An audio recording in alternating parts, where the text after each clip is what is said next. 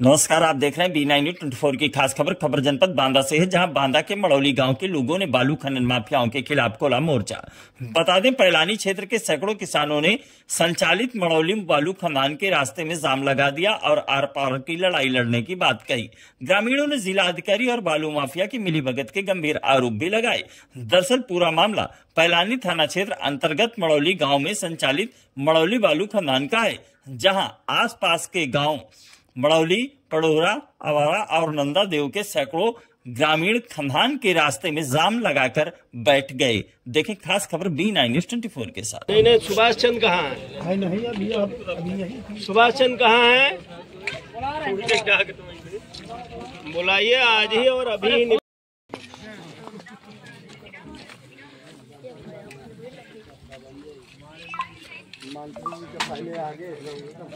जाओ के लिए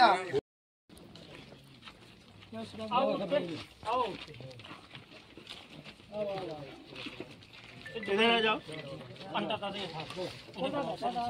आगे देखो किस किस घाटे से रास्ता गया है, गया भी है कि नहीं गया है, और गया है तो उसमें कितने हिस्सेदार हैं यहाँ लिखना है। इसका मतलब तुमने देखा नहीं कि 192, 153 कहाँ है। ये अपना खेत जोत बो रहे हैं ऑलरेडी मौके में। उसमें रास्ता नहीं गया है। नहीं गया, उसमें गए नहीं। इनको मालूम नहीं था है? वो हमारा जो है पश्चिम और पूरब के लिए आप बंटवारा दिखा दीजिए, कोई बंटवारा हो। और अधिकतम 10 मीटर तक से ज्यादा उड़ के 10 मीटर मतलब 30 फीट होता है, इससे ज्यादा जो है धूल नहीं जाती। अगर किसी का खेत उससे प्रभावित हुआ है तो जितनी उसकी उपज सरकारी होगी वो उपज का क्षति आपको मिल जाएगा बिना किसी परेशानी के। अब अगर ये अपना सुलट लेते हैं तो सुलट लें, और नहीं तो अगर पानी अगर नहीं छिड़का गया किसी के खेत में, अगर धूल से उसकी फसल खराब होती है तो उसका सर्वे कराया जाएगा, उसकी क्षति उसको मिलेगी। ऐसे लोग इसको ये न करें। सर, इसका लिखित प्रमाण न्याय दो के किनारे लगा दीजिए। चलो सर, बोले न्याय दो, न्याय दो, सरकार न्याय दो, न्याय दो।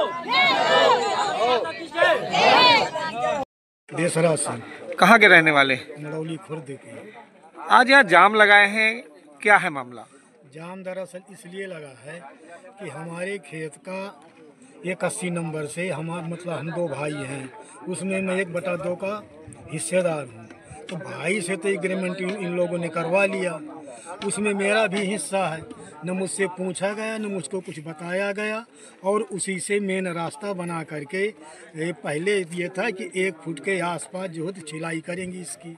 अब उसको कम से कम 6 फुट की गहराई से काट कूट कर बराबर कर दिया, जिसमें मेरा भी हिस्सा जा रहा है। न उसका कोई पैसा है, न मतलब कुछ पूछताछ है, न कुछ है। इसके ऊपर फिर एक मेरा नंबर 77 पड़ता है, उसमें भी यही दशा कर दी गई है। दूसरी बात, मोरम डाल दी गई है पूरे खेतों में, मतलब जहाँ जहाँ से रास्ता है। करीब 6 बीघे का मैंने एग्रीमेंट करवा दिया था पहले इनके नाम से, उसमें भी जो है तो मोरम कम से कम 1-1, 2-2 फुट की ऊंचाई से पड़ी है। अब बताइए इस मोरम को हम उठाकर कैसे इसमें खेती करेंगे?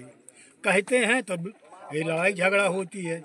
SDM के पास गए और अरे हमारे भाई को उठा करके बंद भी कर दिया इसी बात को लेकर के।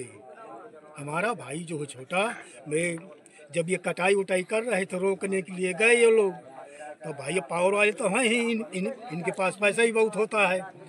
SO साहब को बुला दिया, वो आए, उठाकर जीप में डाल दिया, लेकर चले गए थाने में। ये दशा है हमारी, इसलिए जाम लगाया गया है कि हमारी इसका जो है उचित जो है तो फैसला किया जाए। और क्या निराकरण हुआ है? इसमें कुछ किसानों की शिकायत ये है कि इनके खेत से रास्ता गया है और इनको क्षतिपूर्ति नहीं दी गई है।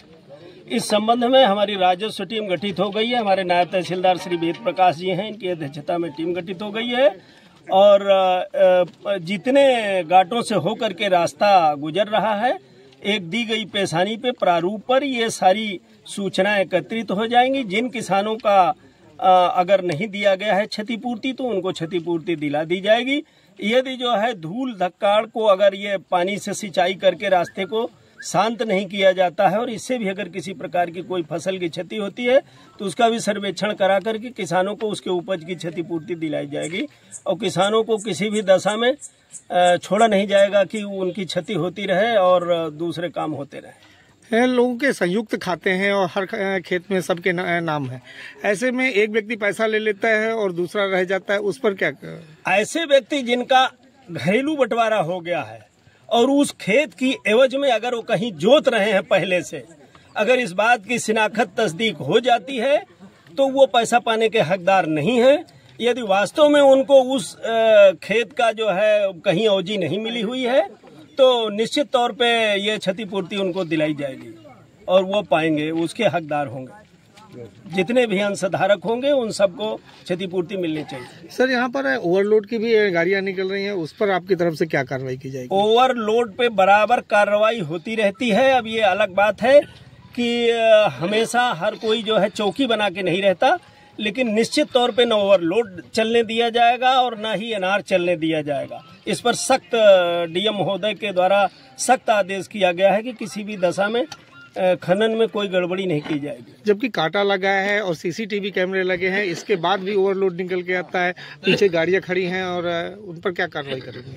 नहीं, जो भी गाड़ियां खड़ी हैं, जो मैं देख रहा हूं, इधर तो खाली खड़ी